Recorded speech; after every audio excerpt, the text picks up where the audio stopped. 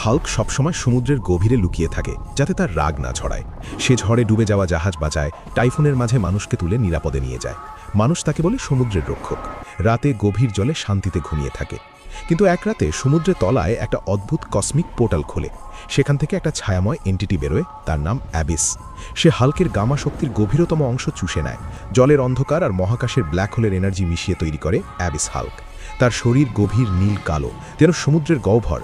চারপাশে ছোট ছোট জ্বলন্ত তারা ঘুরছে, বুকে একটা ছোট্ট ব্ল্যাক হোল যা সবকিছু টেনে নেয়। সকালে সমুদ্র উথলে ওঠে, অ্যাবিস হাল্ক উঠে আসে। তার টানে জাহাজ, দ্বীপ, এমনকি পুরো সমুদ্রের জল হাওয়ায় উঠে তার বুকে ঢুকে যাচ্ছে। শহরের কাছে ঢেউ উঠে ভেঙে পড়ে। লোকে ভয়ে চিৎকার করে, সমুদ্রের রক্ষক এখন ধ্বংসকারী, সে আমাদের গিলে খাচ্ছে। আসল হাল্ক উঠে আসে জল থেকে, তার চোখে দুঃখ। লোকে তাকে দেখে পালায়, তুমি বিশ্বাসঘাতক, তুমি এই অন্ধকারের জন্ম দিয়েছ। হাল্কের মন ভেঙে যায়। সে একটা পরিত্যক্ত সাবমারিন স্টেশনে লুকিয়ে পড়ে। সেখানে সে বুঝতে